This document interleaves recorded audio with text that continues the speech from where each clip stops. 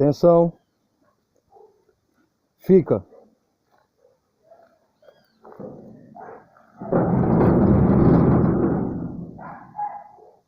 Vai, procura.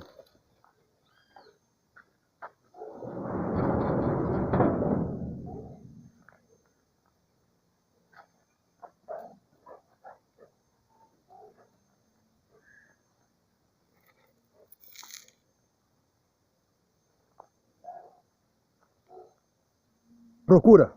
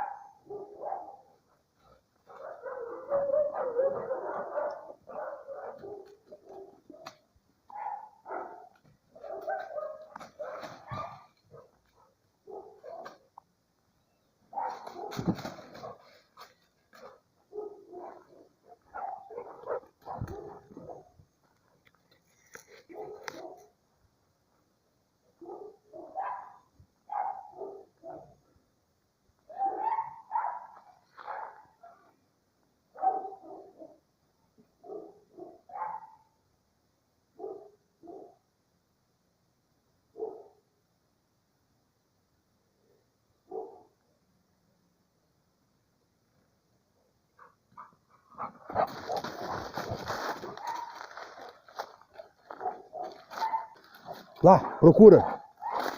Procura, lá, vai.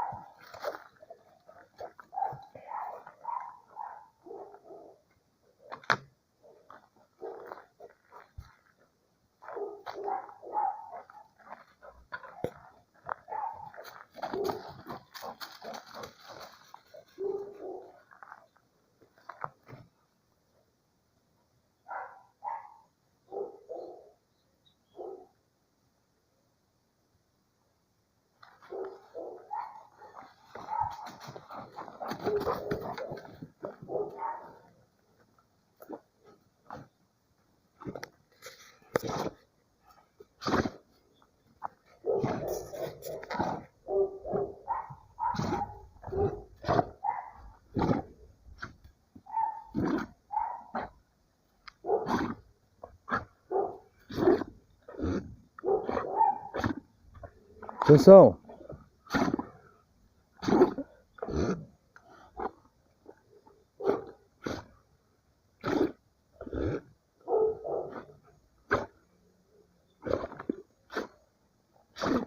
Será que jogaram mata-mata no mato? Alguma coisa que ele cheirou. Aqui não foi porque aqui é lote do meu irmão e ele não jogou não. Parece que ele sentiu o cheiro de alguma coisa aqui. Agora do outro lado eu não sei, né? Pode ser que o vizinho pode ter jogado um mata-mata ali. Aí tem que ficar até atento aí com essas coisas. Pode ser que desse lado aqui também jogaram o mata-mata.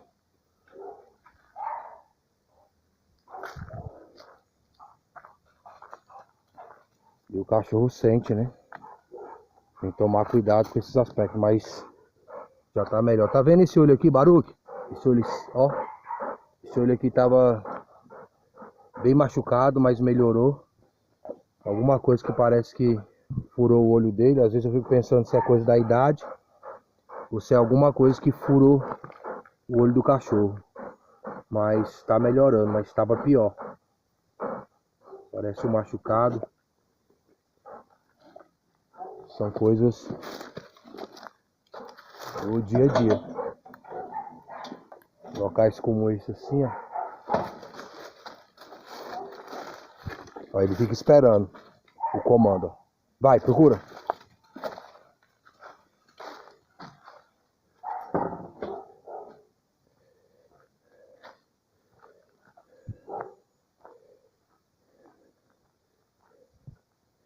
E pode ser que tem áreas que A vizinhança pode jogar o mata-mata, o limpo-lote, né? Aí tem que estar ligado com isso. Você vai nos locais e prestar atenção aí nessa situação. Às vezes você solta o dog num lugar de mato e alguém pode ter jogado veneno para o mato não crescer.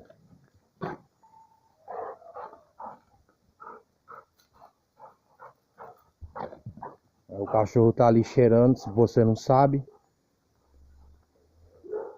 e pode aí danificar o animal. Como eu venho fazer ronda com Baruque nesses locais aqui já há algum tempo, isso nunca aconteceu. Dele passar mal ou situação nesse aspecto. Mas eu tenho que estar vigilante.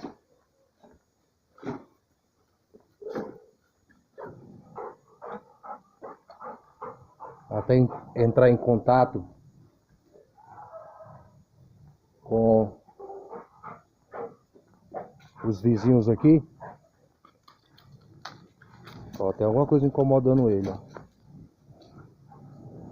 Pra saber se eles jogaram ou se eles forem jogar, me avisar, porque... Para cá! Eu venho fazer uma ronda.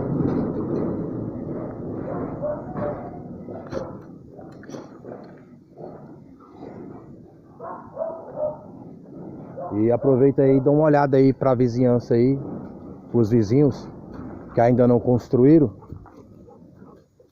Eu venho ver se tá tudo bem, né? Então,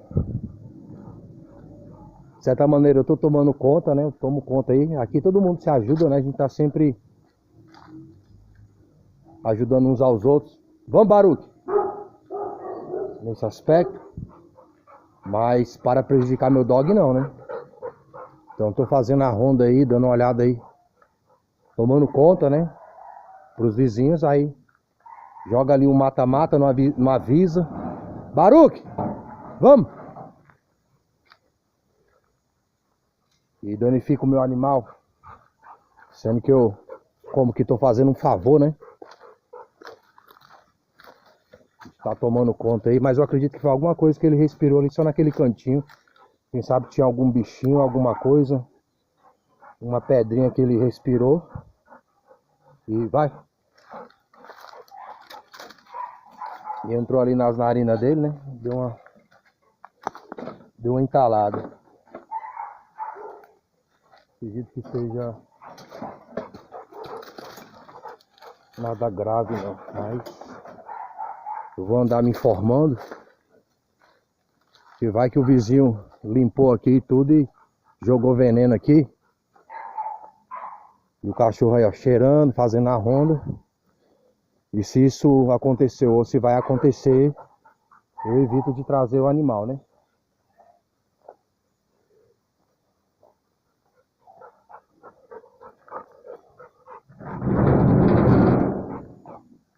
Junto.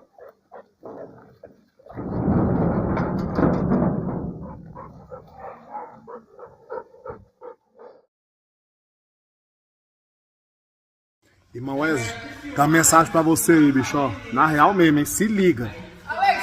Fala, irmão Wesley. Ó, 20 segundinhos aqui, ó. Sem perder a amizade, bora. Se ligou, né? 20 segundos.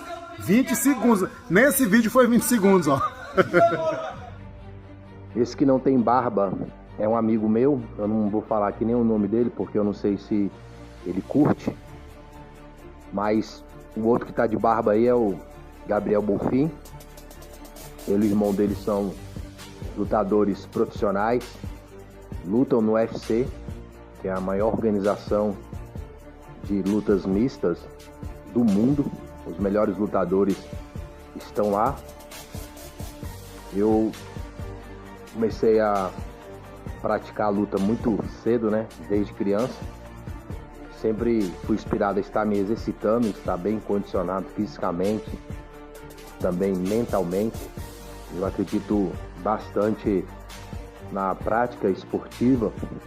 Eu acredito realmente que pode contribuir para que os jovens tenham uma vida mais lúcida, afastada principalmente dos vícios, da criminalidade, porque o esporte ele exige disciplina no comer, no deitar, no dormir. Então a disciplina do horário ela é muito importante. Existe uma disciplina física de treinamento, de exaustão, de movimento, de repetição e também um condicionamento intelectual, mental, porque hoje no combate não é só a força física nem a habilidade técnica, mas a inteligência de saber usar suas habilidades no momento adequado. Há uma estratégia, há um estudo em relação ao combate, a sua performance e a performance dos seus adversários. Eu acredito que pode contribuir para uma geração mais saudável. Não é a solução para os problemas da alma humana, não é a solução para os vícios e tantos outros problemas que atingem a juventude e pessoas.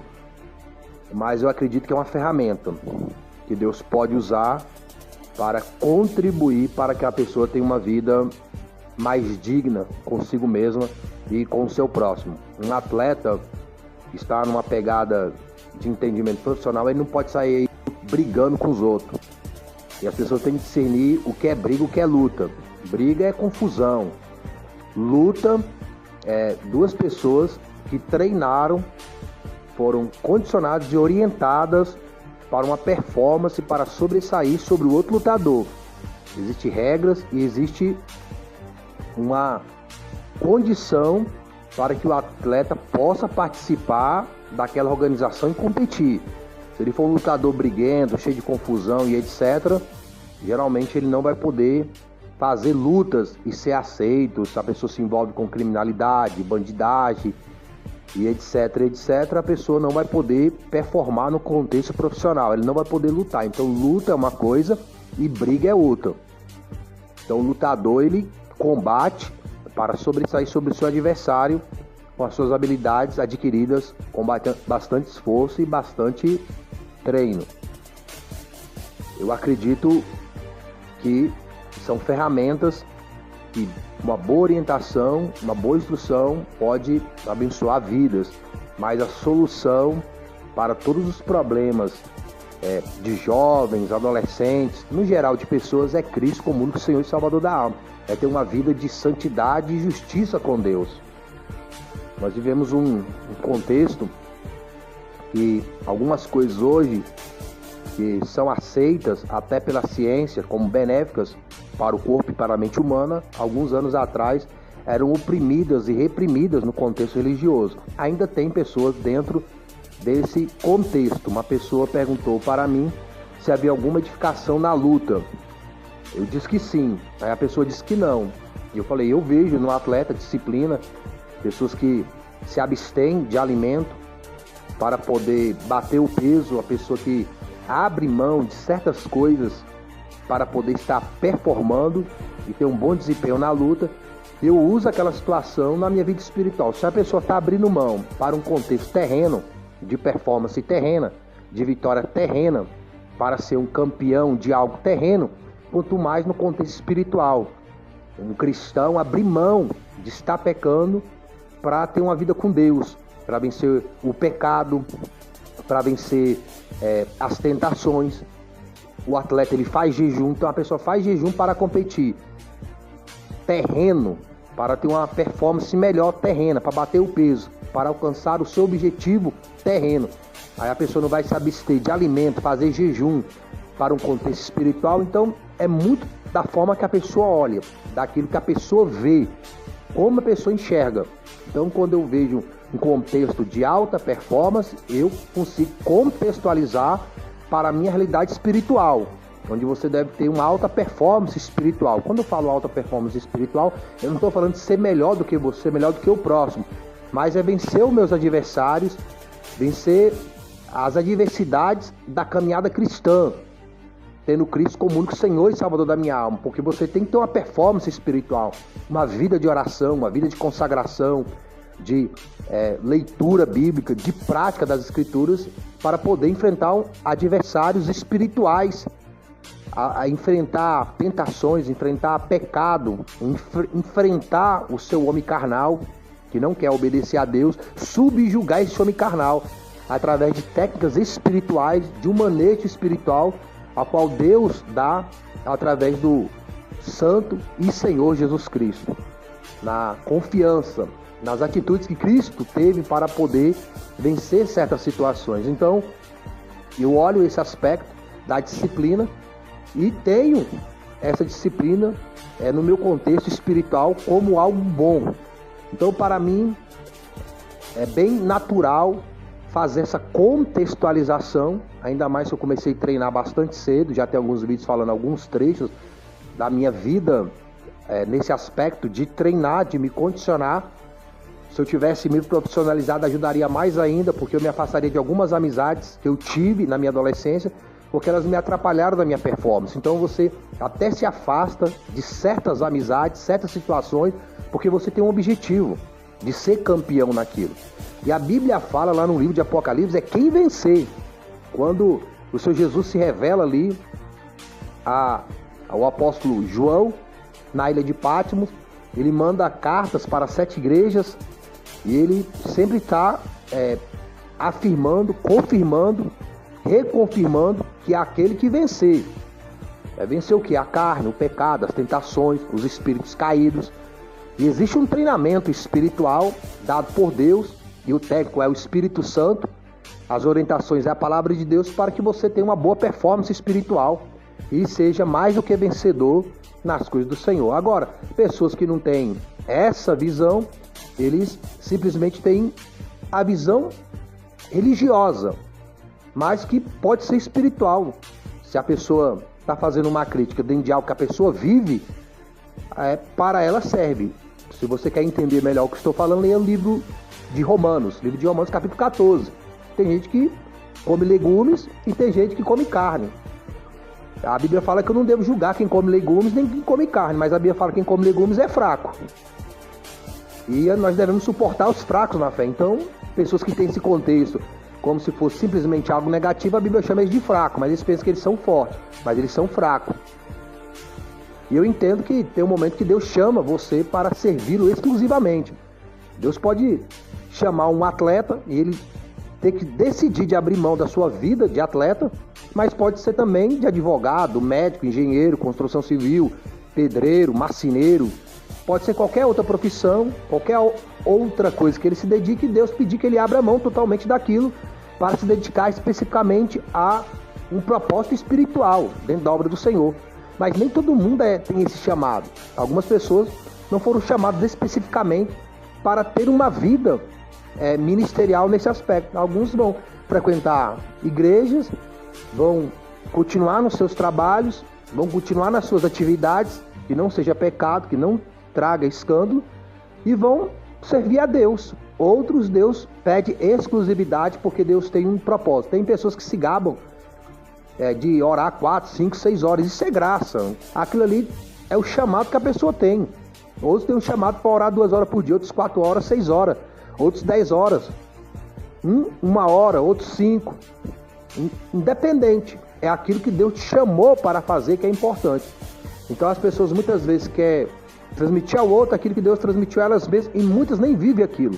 Então a pessoa quer falar de algo que o outro deve viver, mas ela mesma não vive. Eu conheci uma pessoa, conheço, o irmão foi deixar algo lá na congregação, onde eu congrego, o irmão estava de bermuda. Ele nem entrou no pátio da igreja, do lado de fora, ali dos portões para fora, ele chegou a estar de bermuda. O irmão criticou ele porque ele estava de bermuda. Mas esse irmão que criticou ele usa camisa de time de futebol. Aí já tem outro que critica ele porque usa camisa de futebol. Aí teve o outro que já criticou o outro porque gosta de luta.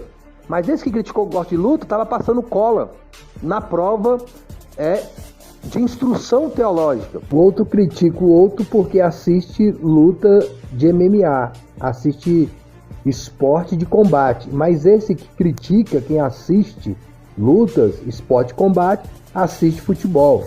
Aí o que não assiste futebol e assiste luta, critica o que assiste futebol. O outro critica o outro porque assiste basquete, vôlei, mas outro critica porque gosta de correr, de andar de bicicleta, de nadar, e tudo isso não edifica. Depende de como você está usando isso prático para a sua vida espiritual. Se você é sincero naquilo que você critica, não só no seu ponto de vista, mas no ponto de vista do outro também. Porque se você não tem capacidade de fazer essa autoanálise, se aquilo que você critica não serve para você primeiro, é melhor não criticar. A pessoa está fazendo uma crítica onde serve para ela primeiro. Então é uma incoerência ao criticar o outro, onde você também tem coisas a serem criticadas. E pior, dentro do mesmo contexto. Então a pessoa, quando olha um combate, ela olha uma briga. Ela não vê que tem todo um trabalho em cima daquilo ali para formar um atleta e a construção não somente física dele, mas psicológica. Geralmente os atos de agressão que se tem na sociedade, de violência contra a mulher, contra o próximo, não são de lutadores. É claro que se aparecer um lutador, se destaca mais, mas não é só de lutadores. A maioria das violências que acontecem na sociedade é pessoas que nem lutam, pessoas que ficam tomando pinga, cachaça, pessoas que estão nos vícios, que têm uma vida longe da prática esportiva. Se nós formos fazer uma pesquisa, vai se constatar que a maioria das violências é para pessoas sedentárias. Os maiores atos de violência são para essas pessoas, mas só que quando é um lutador, porque também comete pessoas nesse meio, tem maior destaque, é como questão da raça Pitbull. Tem várias agressões de dog de todas as raças, até vira-lata. Eu tenho um conteúdo no meu canal de 2 cachorros sem raça que matou criança. Mas não tem tanto destaque como se fosse um Pitbull. Mas tem dogs pequenos que também fazem agressões gravíssimas às pessoas, mas não é divulgada, não tem tanto destaque como Pitbull. Então tem pessoas que ela tem uma aversão àquilo porque está nela. Ela não tem o hábito do esporte, do treinar. Ela não tem disciplina para aquilo, então ela vê algo como algo negativo. A pessoa não tem entendimento daquele assunto. Tem outro atleta que está vencendo no UFC. Ele é campeão de 2 categorias no UFC, mas ele já vem campeão de um torneio chamado Glory. Ele é campeão por 2 vezes também. E entrou no UFC, se tornou campeão de uma categoria, de outra categoria. Ele começou a treinar com 21 anos de idade e veio do alcoolismo. Ele até os 21 anos de idade é alcoólatra. E hoje é uma referência no meio esportivo. Realmente uma grande bênção. Isso para pessoas como eu que conseguem enxergar dessa maneira. Mas se outra pessoa enxerga de forma diferente, eu respeito, ainda que eu não seja respeitado na forma que eu vejo o combate, a luta em si de profissionais, de artes mistas ou de uma outra modalidade de combate, ou mesmo no contexto de manejo de dog preparado para adversidades de combate necessário do dia a dia. Então a pessoa vê um manejo de guarda e proteção, de combate para o animal, a pessoa vê errado, porque ela está vendo só no contexto como se fosse um cachorro prejudicando uma pessoa, entre aspas, inocente. Mas quando você faz um manejo de guarda e proteção do animal, você está ali trabalhando o animal para ele lutar, combater realmente quando necessário. Ele é preparado, ele é treinado para situações de necessidade, onde o dog precisa fazer agressão, o dog precisa ter guarda, o dog precisa ter uma proteção para si próprio e para o seu dono. E é isso que o canal aborda também aqui, a respeito de manejo, que o dog ele precisa combater quando necessário, mas ele tem que ter um bom comportamento, do senta, do junto, do vir quando chamar, do solto que está mordendo. Não pode ser um animal descontrolado, como o lutador que faz agressão, ele vence o oponente e ele ainda quer continuar agredindo a pessoa no chão.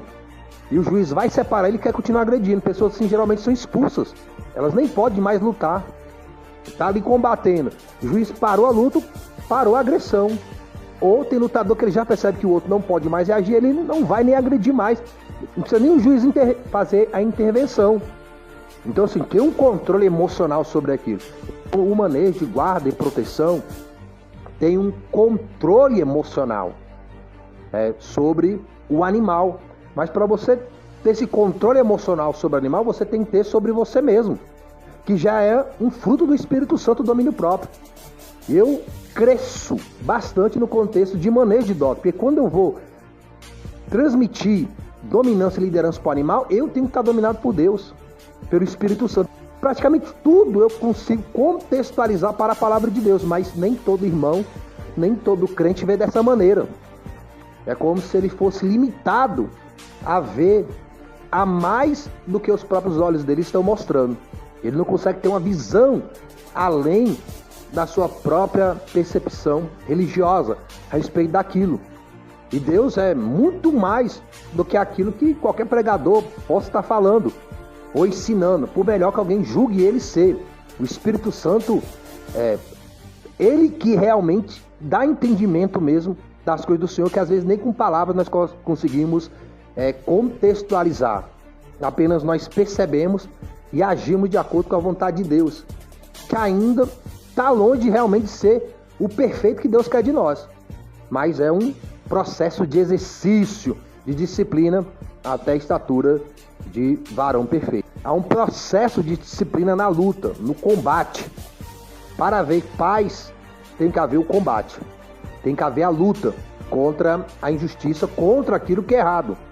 Se você não combater contra a injustiça, contra aquilo que é errado, o errado prospera. O errado prospera porque o bom não combate. Agora, não estamos falando aqui de um combate carnal nesse aspecto, mas um combate espiritual. Se a luz não brilhar, as trevas sobressaem. Mas se a luz brilhar, as trevas são dissipadas. E é isso que o Senhor Jesus Cristo veio fazer. Ele veio dissipar as trevas. Ele veio lançar por terra a escuridão, a ignorância a respeito de Deus e da salvação da alma e do amor de Deus. Algumas pessoas combatem contra Deus quando deveriam se aliar a Deus e combater contra aquilo que quer matar e roubar e destruir a vida delas. Vícios, tentações, pecados, carnalidade e mundanismo. Você deve lutar contra essas coisas, não deve se omitir. E para enfrentar adversários tão fortes e tão poderosos, nós devemos estar preparados, como um dog deve estar preparado. Alguém tem que adestrar esse animal para estar preparado para a adversidade do dia a dia, no contexto de combate, de guarda e proteção. Então alguém tem que preparar o ser humano para estar combatendo contra o pecado. E essa pessoa é o Espírito Santo, que através de pessoas e de situações nos ensina e nos adestra e nos condiciona a vencer os combates, as lutas do dia a dia. Mas esse manejo no ser humano tem que ser voluntário. A pessoa tem que decidir ser doutrinada pelo Espírito Santo, adestrada, condicionada pelo Espírito do Senhor. O animal não. O animal ele não decide. Você impõe sobre ele através de técnicas de liderança e dominância, que ainda inspira o cachorro a ter prazer no manejo, no adestramento, no treinamento, no exercício. Mas o animal não tem discernimento do certo e do errado. Nós temos esse discernimento. E se nós temos o discernimento do certo e errado, aí cabe a cada ser humano tomar a decisão. Se você vai combater contra o certo ou contra o errado. Aí na eternidade, cada um vai colher o fruto do seu trabalho, do seu combate. Eu aconselho, se você está lutando contra Deus, se arrependa. Se você está contra os mandamentos de Deus, se arrependa. Porque contra Deus não há vitória. Ninguém vence Deus. Aqui as pessoas se exaltam por certas vitórias, até blasfemam contra Deus e se sentem vitoriosos. Mas quando passar para a eternidade, vai ver que tudo isso foi ilusão. Que na realidade elas não estavam vencendo, mas elas estavam sendo derrotadas. Na realidade elas estavam derrotadas. Uma pessoa que se opõe contra Deus já é mais do que derrotado. Mas uma pessoa que está do lado de Deus, combatendo pela vontade de Deus, é mais do que vencedor. Amém? Fique com Deus e boa meditação das coisas de dog e, sobretudo, das coisas do alto. Falou com Deus. Tudo de bom.